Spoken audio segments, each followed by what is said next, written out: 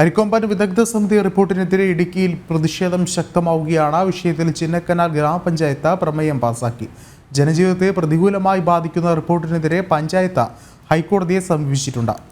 കൂടുതൽ വിവരങ്ങളുമായി സുധീഷ് ഗോപാൽ ഒരിക്കൽ കൂടി ചേരുന്നുണ്ട്. സുധീഷ്, എന്താണ് ഏറ്റവും പുതിയ വിവരങ്ങൾ?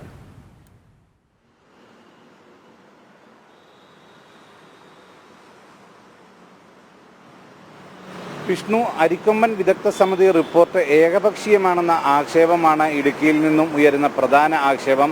വലിയ രീതിയിലുള്ള പ്രതിഷേധമാണ് ഈ റിപ്പോർട്ടിലെ പരാമർശങ്ങൾ സംബന്ധിച്ചിപ്പോൾ ഇടുക്കിയിൽ നിന്നും ഉയരുന്നത്. അതിൽ ഏറ്റവും പ്രധാനമായും ദേവികുളം, ചിന്നക്കനാൽ, ശാന്തമ്പാറ മേഖലകളിലുള്ളവരാണ് ഏറ്റവും കടുത്ത ബുദ്ധിമുട്ടിലേക്ക് ഈ റിപ്പോർട്ടുകളുടെ അടിസ്ഥാനത്തിൽ കാര്യങ്ങൾ നടപ്പാക്കിയാൽ നേരിടേണ്ടി വരിക.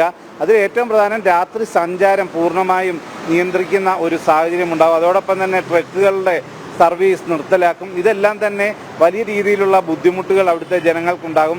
അവർ പ്രധാനമായും പറയുന്നത് ചിന്നക്കനാൽ പോലുള്ള മേഖലയെ അതൊരു വനമായി മാത്രം മാറ്റിയെടുക്കുന്ന രീതിയിലേക്കാണ് ഇതിൻ്റെ റിപ്പോർട്ടുകൾ. ജനങ്ങൾ അവരുടെ അഭിപ്രായങ്ങളും അവരുടെ പ്രശ്നങ്ങളും പ്രതിസന്ധികളും പങ്കുവെക്കാനുള്ള ഒരു സാഹചര്യം നൽകാതെയാണ് ഈ റിപ്പോർട്ട് തയ്യാറാക്കിയതെന്നും അവർ ആക്ഷേപം ഉന്നയിക്കുന്നു.